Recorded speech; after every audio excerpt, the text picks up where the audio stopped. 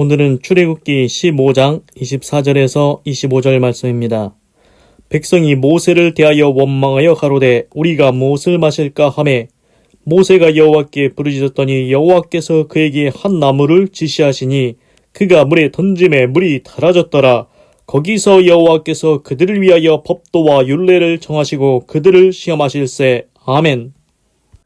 그래서 어제는 모세가 홍해를 갈라서 육지를 이스라엘 백성이 건너갔는데 수르 광야에서 사흘길을 행했는데 3일길이죠. 사흘. 그래서 물을 얻지 못했는데 마라에 이르렀더니 그 물을 먹어봤는데 써서 못 먹었습니다. 24절. 백성이 모세를 대하여 원망하여 가로되 우리가 무엇을 마실까 하매 이스라엘 백성들이 모세한테 원망을 하는 겁니다. 모세여, 이 물을 보십시오. 물 써서 못 먹는다고.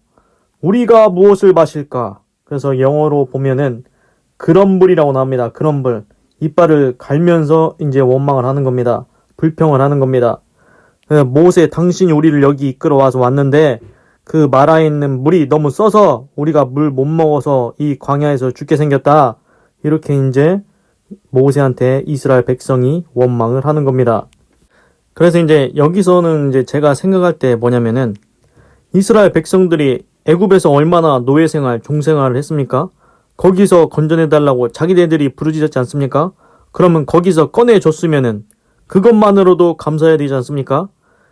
광야에 나와서 물이 없다고, 물이 쓰다고, 써서 못 먹겠다고 거기서 불평을 해야 됩니다.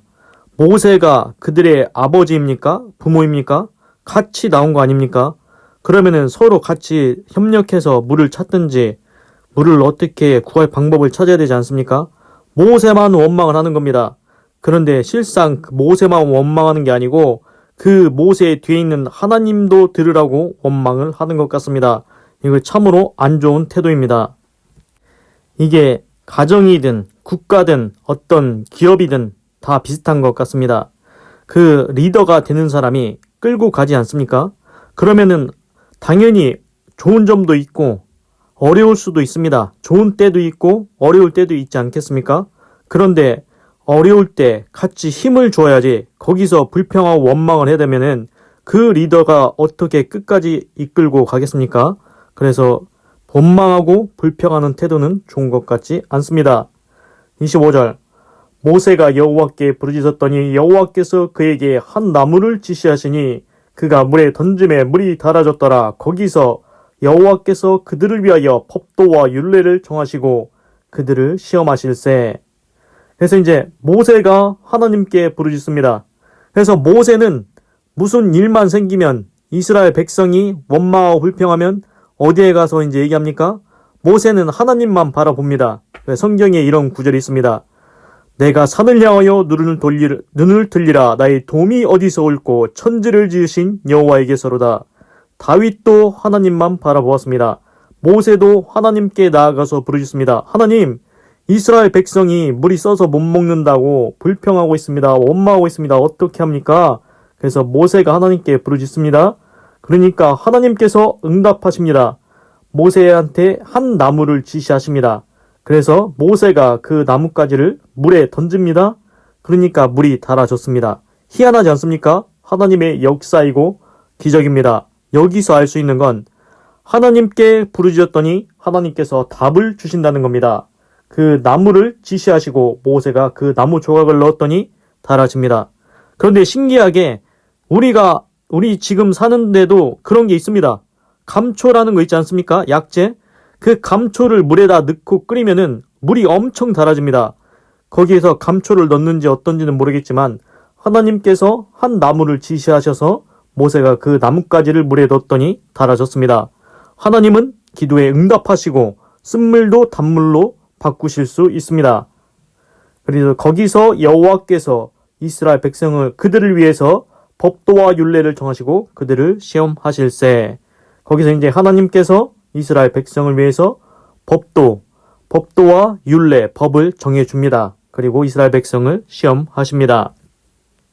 그래서 제가 말씀드리고 싶은 것은 하나님은 이미 답을 다 가지고 계신다. 하나님은 다 답을 가지고 계신다. 하나님이 마라의 쓴물을 단물로 바꾸실 수 있다는 것입니다. 하나님은 이미 마라의 쓴물, 너희들 쓴물 어떻게 반응하는지 보시는 것입니다. 하나님은 단물로 바꿀 수 있지 않습니까? 그런데 너희들 잠깐 어렵다고, 물이 잠깐 쓰다고 그걸 가지고 모세한테 원망하고 그 뒤에 있는 하나님에게까지 불평하고 원망하느냐? 하나님께서는 이스라엘 백성이 어떻게 반응하는지 보시는 것 같습니다. 그래서 이제 이걸 볼 때 우리의 모습을 보는데, 우리도 인생을 살아가다 보면은 어려운 일이 생기지 않습니까? 그때마다 불평을 할 겁니까?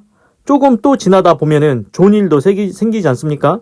그래서 인생을 볼 때 우리가 어떻게 살 것인가? 하나님께서 앞에 좋은 일을 두셨는데 그 좋은 일이 있기까지 어려움이 있을 수도 있는데, 그 어려움 때문에 하나님께 원망하고 불평할 것인가? 아니면 그것을 감사함으로 이겨내며 살아갈 것인가? 그게 중요하다는 것입니다. 그래서 이제 쉽게 얘기하자면은 이제 아버지께서 이제 이런 겁니다. 내 자식아, 내가 너를 위해서 이거 준비하고 있으니까 조금만 기다려봐. 내가 좋은 거 준비하고 있어. 이렇게 하지 않습니까? 그런데 그 자식은 그 준비하고 있는 것을 모릅니다. 그리고서는 당장 힘들다고 어렵다고 불평하기 시작하면은 어떤 아버지가 기뻐하겠습니까? 그 어려움을 기뻐하면서 감사하면서 그래도 아버지를 신뢰하고 있으면은 아버지께서 그 준비한 좋은 것을 준다는 것입니다. 그리고 이제 오늘 또 말씀드리고 싶은 것은, 이제 어제 12광주리 집회 중에 이제 목사님께서 말씀하신 건데, 로마서 8장 15절입니다. 너희는 다시 무서워하는 종의 영을 받지 아니하였고 양자의 영을 받았으므로 아바 아버지라 부르짖느니라. 그래서 너희는 다시 무서워하는 종의 영을 받지 아니하였고, 다시는 이제 재발이지 않습니까?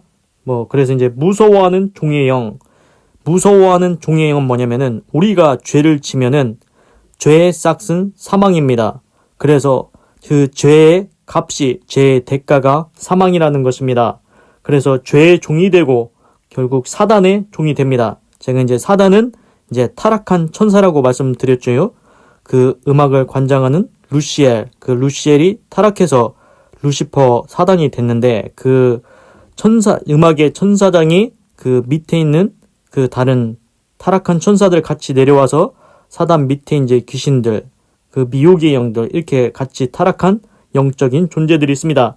그래서 죄의 종이 되고 그 사단의 종이 돼서 우리가 그렇게 살아가는데, 이제 회개하고 예수님을 믿으면은 하나님의 영을 받습니다. 그 양자의 영을 받는다는 것입니다.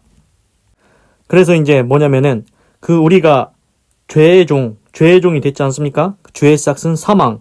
그러면은 그 죄에 대한 값을 치러야 우리가 풀려나지 않습니까?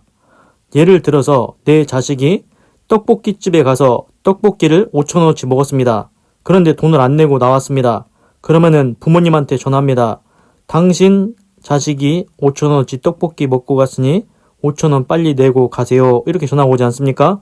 그러면은 그 부모가 가서 5,000원을 대신 내주면은 돈을 갚고 이제 용서를 받는 겁니다. 그런데 5,000원만 내면 되지 않습니까? 그런데 하나님께서는 우리 죄의 대가를 위해서, 그 사망이라는 대가를 위해서 어떤 대가를 치르셨습니까? 독생자 예수 그리스도를 대가로 지불하셨습니다. 예수님이 모든 인류의 죄를 지고 십자가에 대신 죽게 하셨습니다. 그러면은 예수님의 가치가 얼마나 됩니까? 예를 들어서 떡볶이 5,000원인데 거기다가 1조 원을 갚고 나온 것입니다. 그게 속량이라는 것입니다. 5,000원만 갚는 게 아니고 1조를 줘버립니다. 그래서 아무 말도 못합니다. 그래서 우리도 보면은 그냥 예를 들어서 소크라테스나 공자나 훌륭한 인물들 있지 않습니까? 그 사람들의 목숨이 그냥 하찮은 평범한 사람의 목숨과 같다고 생각합니까? 그래서 훌륭한 사람은 더 높은 가치가 있다고 우리가 그냥 생각을 합니다. 그런데 하물며 예수님은 의인입니다. 의인은 없나니 하나도 없다. 오직 예수님만 의로우신 분입니다. 그 예수님이 하나님과 동등되다고 했습니다. 그 하나님은 어떤 분이십니까? 우주 만물을 창조하신 분입니다. 그러면은 예수님의 값을 어떻게 매길 수 있겠습니까? 우주를 창조했습니다. 그 우주를 창조하신 하나님과 동등합니다. 그러면은 지구에 있는 모든 황금을 더해도 예수님의 가치를 어떻게 계산할 수 있겠습니까?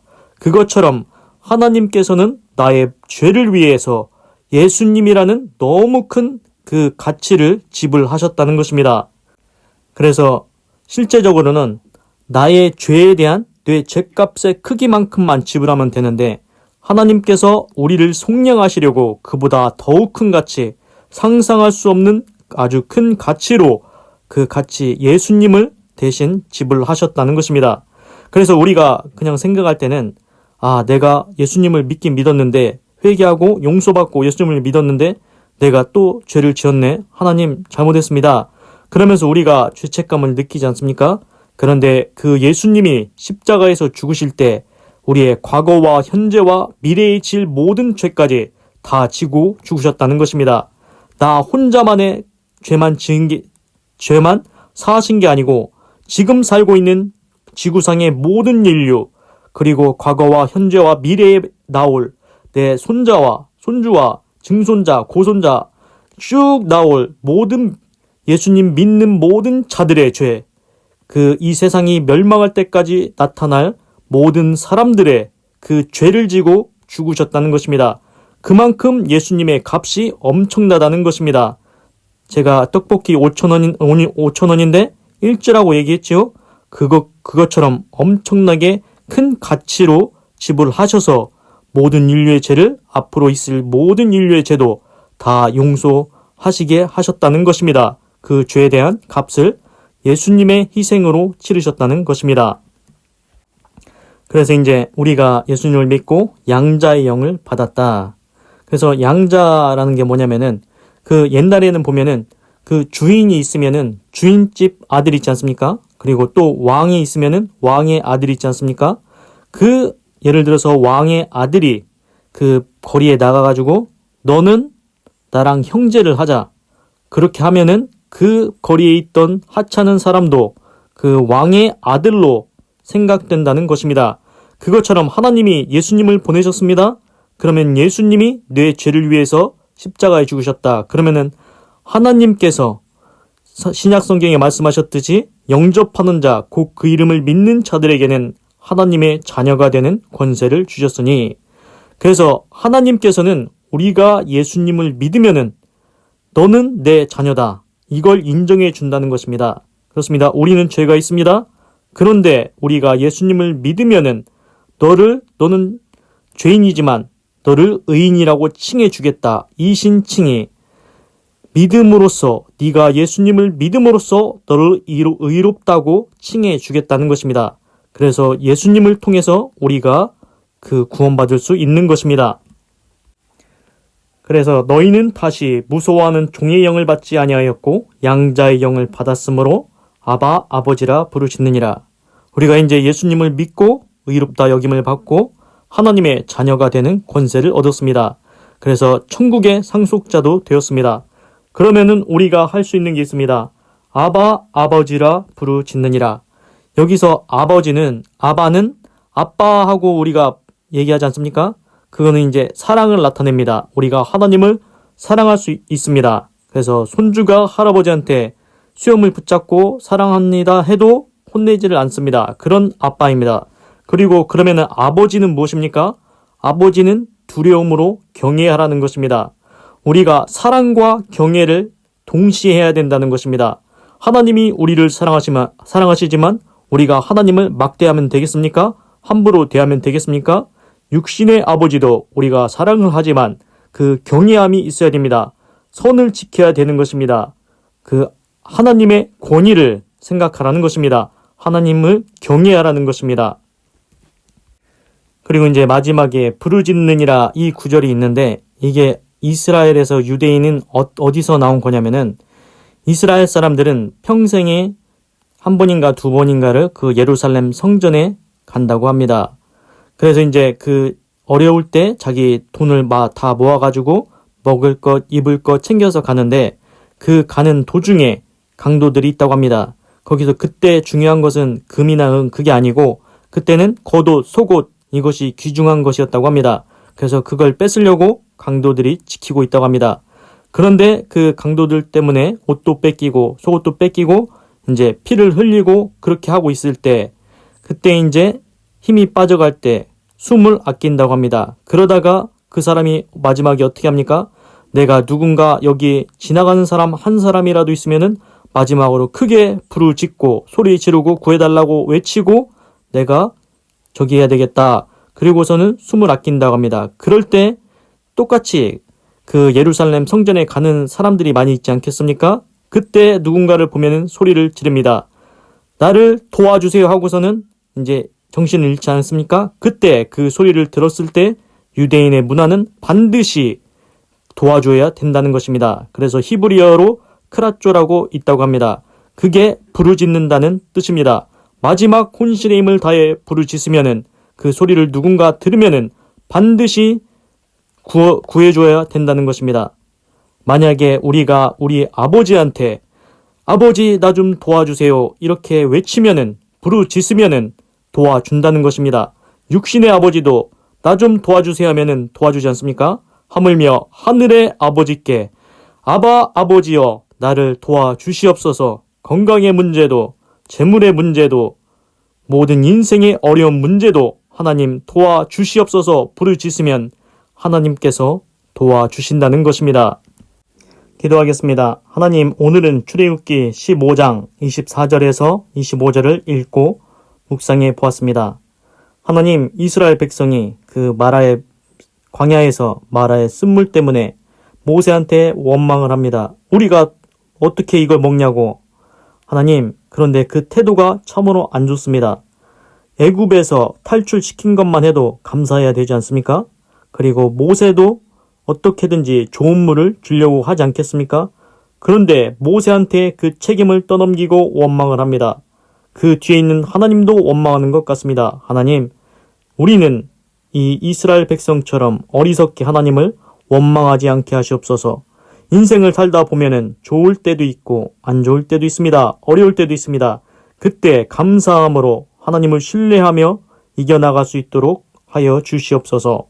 그리고 모세가 하나님께 부르짖었더니 하나님께서 나무를 지시하셔서 그것을 물에 던짐에 물이 달아졌다고 했습니다. 하나님, 사람한테 구하는 게 아니고 하나님께 요청하면, 하나님께 기도하면 하나님께서는 답을 주시고 반드시 응답해 주십니다. 그래서 나무 조각을 넣었더니 달아졌습니다. 지금도 감초를 넣으면 물이 달아집니다. 하나님은 이미 답을 가지고 계십니다. 바로 앞에 그 답이 준비되어 있는데 그걸 조금 못 참아서 하나님께 불평하고 원망하지 않게 하시옵소서. 하나님, 인생의 모든 문제 앞에서 내가 산을 향하여 눈을 들리라. 나의 도움이 어디서 올꼬? 천지를 지으신 여호와에게서로다. 오직 하나님만 의지하게 하시옵소서. 사람 쫓아다니지 않게 하시옵소서. 사람은 그 코에 호흡에 숨이 있나니 그 호흡이 끊어지면 어떻게 우리를 도와줄 수 있겠습니까? 하나님, 사람 의지하지 않고 오직 하나님만 의지하게 하시옵소서.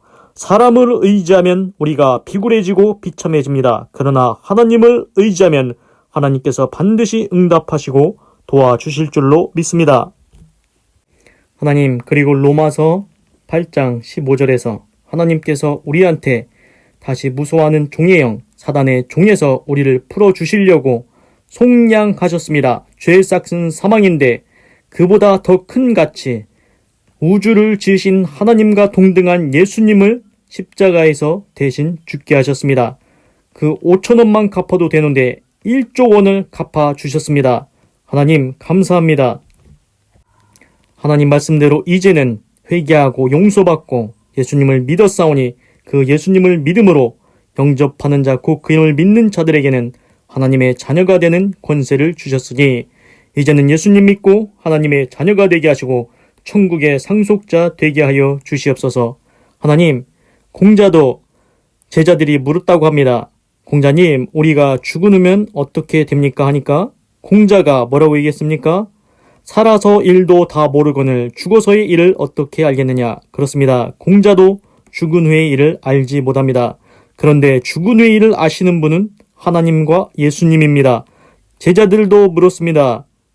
그러니까 예수님이 어떻게 말씀하셨습니까? 너희는 마음에 근심하지 말고 또 나를 믿으라. 내 아버지 집에 거할 곳이 많도다. 내가 가서 너희를 위해 처소를 예비하리니. 처소를 예비한 후에 이렇게 말씀하셨습니다.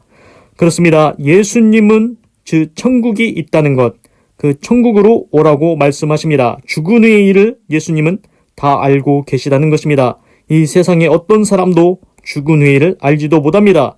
공자도 모른다고 했습니다. 그렇게 훌륭하다던 공자도 모릅니다. 그런데 하늘에서 내려온 예수님은 다 알고 계십니다. 그래서 예수님을 믿어야 우리가 천국에 갈 수 있는 것입니다. 이제는 예수님을 통해서 우리가 양자의 영을 받았습니다. 성령을 받았습니다. 이제는 하나님은 아빠, 아버지가 되었습니다. 하나님께 아바, 아버지라 부르면은 하나님께서 응답하시고 도와주실 줄 믿습니다. 하나님, 우리 인생 가운데 하나님께서 개입하시고 역사하여 주셔서 하나님의 이름을 영화롭게 하는 자, 영광되게 하는 자 되게 하시고 이 시대 가운데 하나님의 뜻을 온전히 다 이루어갈 수 있도록 하나님께서 인도하여 주시고 하나님께는 영광되게 하여 주시옵소서. 하나님 감사합니다. 사랑합니다. 찬양합니다. 주님 홀로 영광 받으소서. 사랑이 많으신 예수님의 이름으로 기도드립니다. 아멘. 건강하시고 예수님 믿고 구원받으시고 예수 내 구주 하나님의 축복이 임할지어다. 아멘.